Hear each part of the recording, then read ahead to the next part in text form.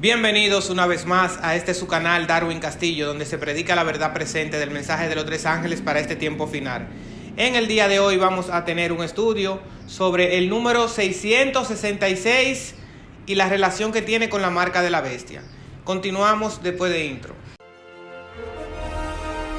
Llevando el mensaje de los tres ángeles alrededor del mundo.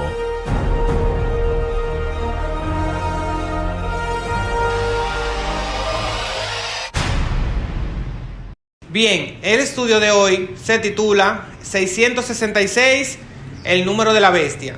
Esa es la relación que tiene. Vamos a comenzar. Prácticamente todo el mundo ha oído sobre el número de la bestia, el 666. Nos hacemos estas preguntas. ¿Qué significa este número enigmático? ¿Será que el anticristo le tatuará este número literalmente en la frente de sus seguidores? Vamos a ver. Lo primero que debemos de saber que este es un nombre blasfemo. Al estudiar en cuanto al número de la bestia, debemos primeramente tomar en cuenta un hecho que con frecuencia se pasa por alto, y es que el nombre de la bestia es blasfemo. Como lo dice Apocalipsis 13:11, lo estaré poniendo en pantalla para ahorrar un poco de tiempo. Este detalle es importante, pues el número 666 es el número del nombre de la bestia. Significa entonces que el número 666 guarda una estrecha relación con blasfemia. Siendo este el caso, debemos descubrir la definición de blasfemia. ¿Existe esta definición? La respuesta es que sí, está en la Biblia. La Escritura define con claridad lo que es blasfemia, y es cuando un mero hombre profesa ocupar el lugar de Dios en la tierra. Y como tal dice tener el poder y las prerrogativas de Dios. Lo podemos ver en Juan 10:30, dice: cuando Jesús afirmó: yo y el Padre uno somos, los judíos se enfurecieron, recogieron piedras con el fin de ejecutar la pena de muerte que exigía la legislación mosaica. Levítico 24:16. Cuando Jesús le preguntó qué había hecho él para merecer tal castigo, ellos le respondieron: por buena obra no te apedreamos, sino por blasfemia, porque tú siendo hombre te hace Dios. Ahí está la definición, Juan 10:33. Jesús tenía el derecho de proclamarse Dios, porque en efecto lo era. El punto importante es que cuando un mero hombre se proclama Dios, blasfema. Ya vamos a ir dando los puntos y vamos a ir encajando con un sistema que existe en la actualidad, que estuvo en la antigüedad. Pueden ir relacionándolo. En Juan 10:36 al 39, lo pondré en la pantalla lo que dice, para ahorrar un poco de tiempo, como siempre les digo. Es interesante notar que los líderes judíos acusaron a Jesús de blasfemia, porque dijo que era hijo de Dios. Mateo 26:64, 10:36 al 37 y Juan 19:7.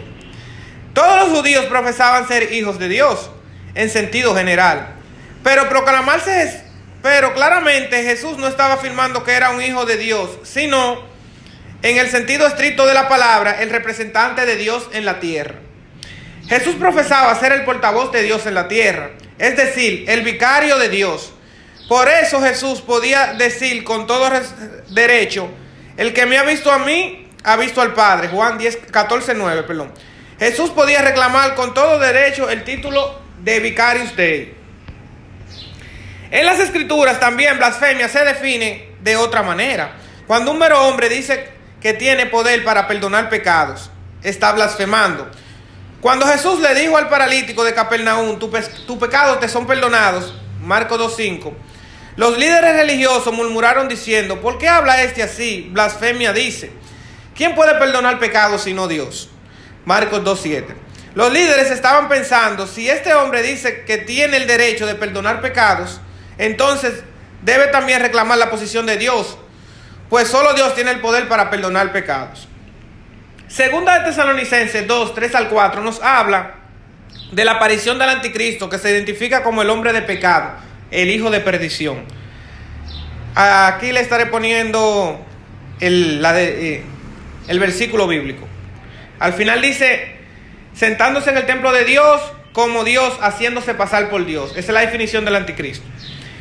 En estos versículos el apóstol Pablo nos dice que el hombre de pecado se iba a sentar en el templo de Dios, haciéndose pasar por Dios. Nuevamente vemos un poder meramente humano que reclama el título y el lugar de Dios. El apóstol Pablo nos informa que el hombre de pecado también pretende ejercer el poder de Dios, aún falsificando las obras maravillosas que desempeñó Jesús cuando estuvo aquí en la tierra. Le dejaré aquí también 2 de Tesalonicenses 2, 8 al 9 y Hechos 2, 22. En este contexto también es importante recalcar que el cuerno pequeño de Daniel 7, que simboliza el mismo poder que la bestia de Apocalipsis 13, 1 al 10, y el hombre de pecado de 2 de Tesalonicenses 2, tiene una boca que habla grandes palabras contra el Altísimo. Daniel 7, 25. Apocalipsis 13, 5 nos explica que la bestia habla grandes palabras y blasfemias. Este cuerno no solo pretende ser Dios, sino que dice tener el poder de Dios hasta el punto de pensar que podía cambiar los tiempos y la ley. Daniel 7:25. Así es que el cuerno pequeño, la bestia, usurpa el lugar de Dios y profesa ejercer su poder.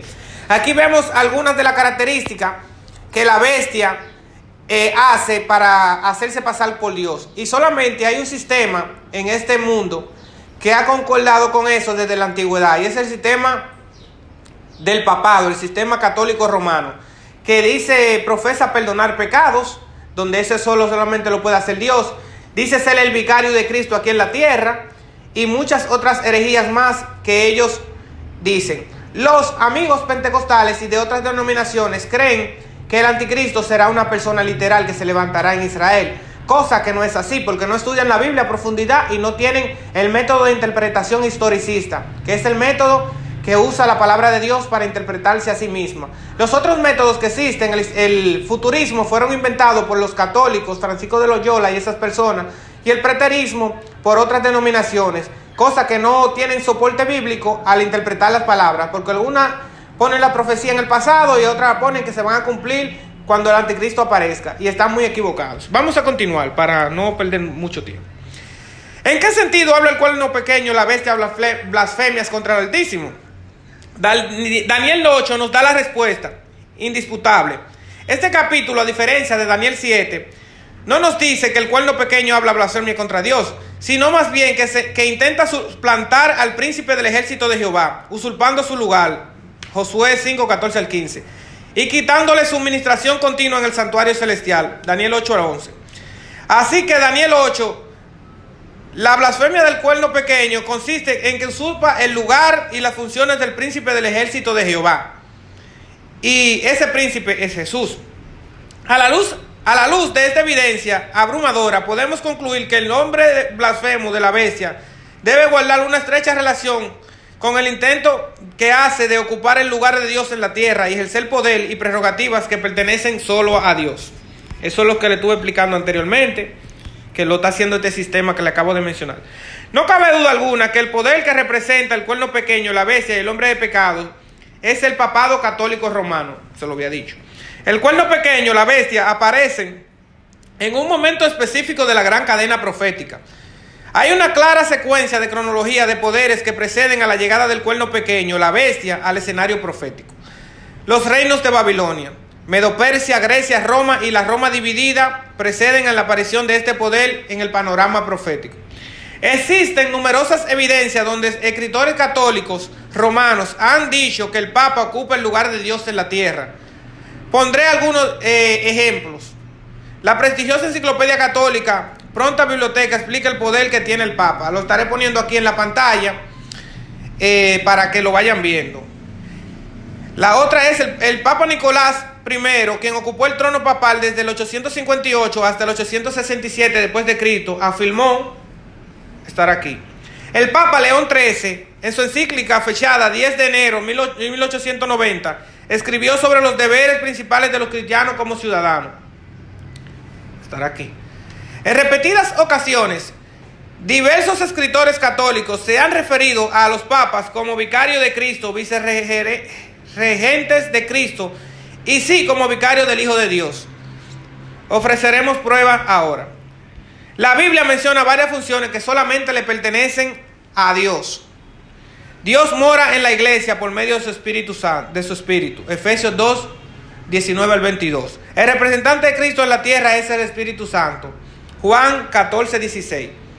Dios es nuestro único Padre espiritual, Mateo 23, 9.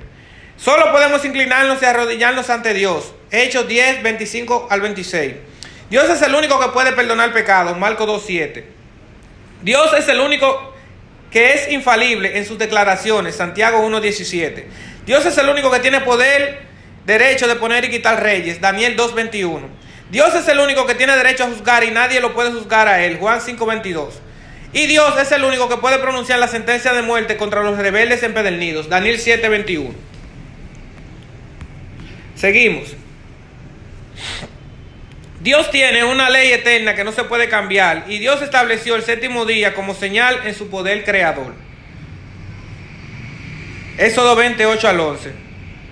El papado ha usurpado y reclamado todos estos derechos como suyo, diciendo que tiene poder para cambiar la ley de Dios. El papado también profesa tener poder para perdonar pecados. Le estaré poniendo unas cuantas evidencias que han surgido a través de la historia de ellos mismos que dicen tener esas prerrogativas. Ahora vamos a ver el nombre con el número. Algunas han sugerido que el nombre de la bestia tiene que ser un nombre propio y no un título como Vicario Philip Day. Pero este argumento fracasa, pues en Apocalipsis los títulos también se denotan con la palabra nombre, como podemos ver en los siguientes ejemplos. Apocalipsis 19, 16. Ya hemos visto que el nombre de la bestia es blasfemo, porque profesa ocupar el lugar de Dios y ejerce sus poderes. Ahora veremos que el nombre, además de ser blasfemo, tiene un número. Apocalipsis 13, 17. Se lo pondré todo lo que tenga que ver con versículo aquí en la pantalla para ahorrar el tiempo. La pregunta clave es esta: ¿cómo logramos sacarle un número a un nombre? La respuesta se encuentra en el hecho de que en varios idiomas de la antigüedad los números se escribían con las letras del alfabeto. Esta práctica se le conoce como gematría. Se usaba en los idiomas hebreo, griegos y latín. Esto significa que cuando se le daba el valor numérico a las letras del nombre blasfemo de la bestia, la suma debe ser 666. Es un número humano. Apocalipsis 13, 18 nos dice que el número 666 es un número de hombre. Es importante recalcar que el sustantivo hombre no tiene un artículo definido. Esto significa que cualitativamente el sistema representado por la bestia se centra en el hombre. La ausencia del artículo definido indica que el número no es un individuo en particular, sino un sistema que se centra en el hombre. El sistema papal católico romano es un sistema que se centra en el hombre, en los papas que van surgiendo uno detrás de otro. Hoy en día saben a quién tenemos, a Francisco.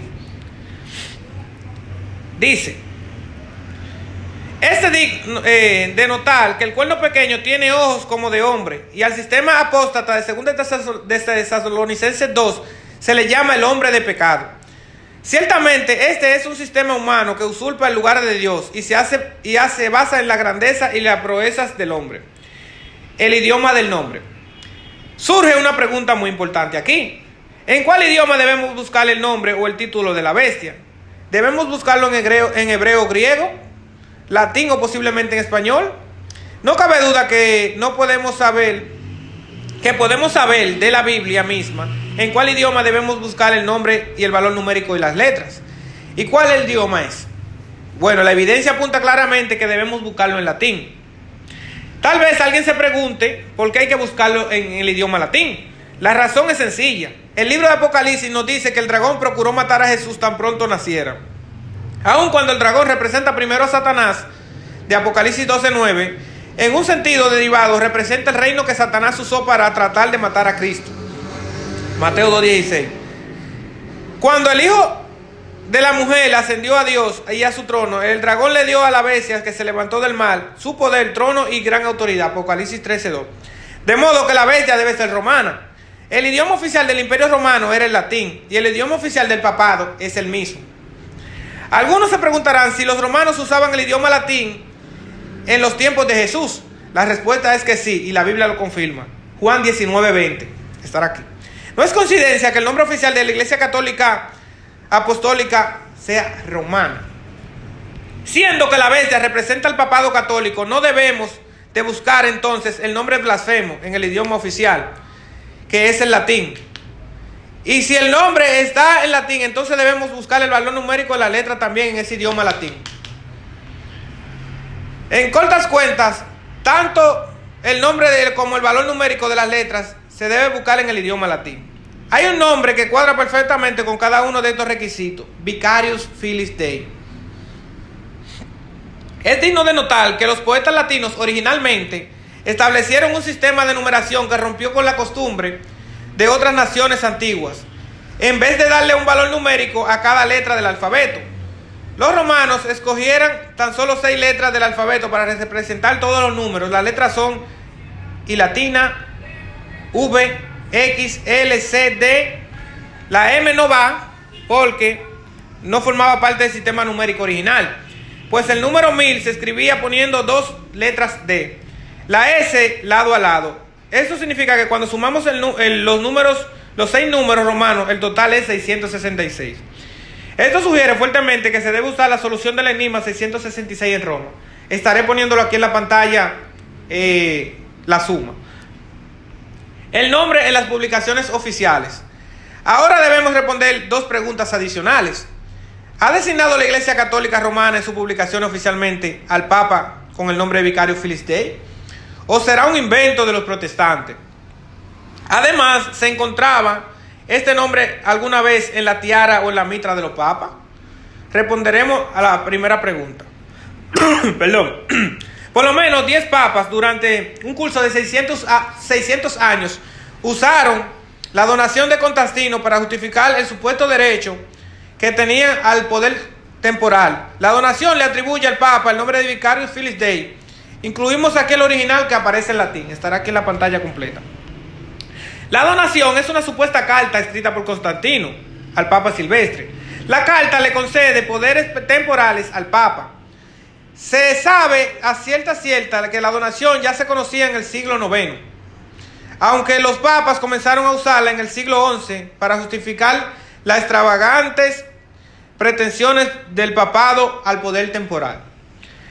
La autenticidad de la donación se cuestionó por primera vez en el siglo XV con el advenimiento de la crítica histórica de Nicolás Cusa.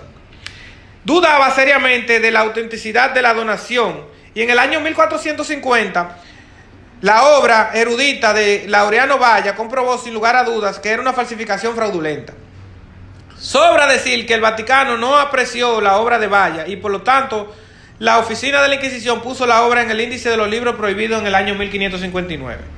Los apologistas católicos romanos subestiman el uso del nombre Vicarius Filii Dei en la donación, afirmando que lo que es obvio y que la donación era una falsificación y por lo tanto no se puede usar como documento oficial y autorizado por la Iglesia Católica Romana. Existen más evidencia, pero por falta de tiempo no se la puedo mostrar. Se encuentra el nombre en la tiara, pero aún nos queda pendiente la segunda pregunta. ¿Está inscrita el presente el título Vicarius Filii Dei en la mitra o la tiara papal? Antes de responder a esta pregunta, quiero traer a la colación una cita que nos explica cómo el papado impugnó muchos históricos. Se lo pondré aquí en la pantalla la cita, para que saquen la conclusión. Hay evidencia, aún en fuente católica, que en el pasado el título se encontraba en la tiara o la mitra. El 15 de noviembre de 1914 apareció en la publicación Our Sunday Visitor, el órgano oficial de la diócesis de Baltimore, la siguiente pregunta, enviaba a la oficina de información. ¿Es verdad que la palabra de Apocalipsis 13:18 se refieren al Papa? La respuesta fue la siguiente, estará aquí en la pantalla. La edición del 18 de abril de 1915 de la misma revista reiteró lo mismo. La pregunta fue, ¿cuáles son las letras que supuestamente se encuentran en la corona del Papa? ¿Y qué significa, si es que tiene significado? La respuesta fue explícita. Las palabras que están escritas en las mitras del Papa son estas: Vicarius Filii Dei, que en latín significa vicario del Hijo de Dios. Los católicos sostienen que la Iglesia es una sociedad visible, que debe tener también una cabeza visible. Cristo, antes de ascender al cielo, designó a San Pedro para actuar como su representante. Eso es falso. Después de la muerte de Pedro, que el hombre lo sucedió en su cargo como obispo de Roma, se reconocía como la cabeza de la iglesia. Así que el obispo Así que al obispo de Roma, como cabeza de la iglesia, se le concedió el título de vicario de Cristo. Han surgido otro nombre, otro título para explicar el significado del número 666. Entre ellos están los siguientes: Dus Cleri, jefe de clero; Lateinos, hombre latino; Ludovicus, jefe de la Corte Suprema. El problema con esta sugerencia perdón, que estoy malo de la gripe es que ninguno de estos nombres es blasfemo. Pero sí hay un nombre que ha sido oficialmente asumido por los papas, que sin lugar a duda es blasfemo: Vicarius Filii Dei. Cuando Jesús se fue al cielo, dejó como su representante al Espíritu Santo, no al Papa. Por eso creemos que el anticristo, la marca de la bestia, va a ser el sistema papal romano que va a perseguir a los cristianos. Éntrense eso en la cabeza, mi gente. Pentecostales, evangélicos, sáquense su falta teología que tienen, por favor. Estudien la Biblia. Pídanle a Dios que les dé sabiduría. Dice Juan 14, 16 al 18, se lo pondré aquí, como evidencia que el representante de Dios en la tierra es el Espíritu Santo. Jesús dejó muy claro que el líder visible de la iglesia estaría en el cielo, Jesús, y el líder invisible ocuparía el lugar en la tierra, el Espíritu Santo. El papado le ha dado un vuelco a esto, pues pone al representante visible en el cielo y visible en la tierra. De este modo, los papas no solo usurpan el lugar de Cristo, sino también el del Espíritu Santo. Esto es blasfemia al nivel más alto, mi gente. Es sorprendente que la palabra griega anticristos tiene el mismo significado básico que la expresión Vicarius Filii Dei. La vasta mayoría de las personas piensan que la palabra anticristo significa uno que se opone a Cristo. Aunque cuando es verdad que la preposición griega anti puede significar contra, también es cierto que puede significar en lugar de o en vez de. Según la evidencia que hemos analizado, no sería irrazonable creer que el título Vicarius Filii Dei es la llave que resuelve el enigma del número 666. Hemos visto que este título ha sido usado por papas y teólogos católicos, aun cuando no hay forma de comprobar que el título estuvo alguna vez en la tiara o la corona papal. Aunque hay testigos oculares que dicen que lo vieron con sus propios ojos, estoy de acuerdo con lo que dice el comentario bíblico adventista. Se lo pondré en la pantalla. Bueno, aquí le damos una evidencia más de que el anticristo, el sistema católico romano, el sistema papal, es la marca de la bestia y el número 666. Es el blasfemo que ocupa el lugar de Cristo. Será el ende perseguidor de los cristianos al final de la historia. No será un hombre literal en Israel. No habrá 7 años de tribulación y la iglesia se va. Le digo que deben de cambiar su falsa teología para que no caigan en apostasía y deserten de las filas del evangelio. Estos estudios lo hacemos con el hecho de educar y de predicar doctrina para enseñarle a las personas las verdades que dice la Biblia. Creemos en que hay un Espíritu Santo que hoy en día nos ilumina y pronto se irá de la tierra. Ahí vendrá el gran tiempo de angustia de Jacob. Y lo que estemos sellados en la frente no significa que vamos a tener un sello ahí, sino que detrás de la frente está el intelecto, el lóbulo frontal, que es donde está la ley de Dios en el corazón. Lo que tendremos de sello son los que nos mantendremos firmes y habremos vencido el pecado, que estaremos listos para esperar a nuestro Señor Jesucristo. No estamos hablando de perfeccionalismo, no me vayan a confundir, sino que estaremos en una condición de carácter semejante a la de Cristo.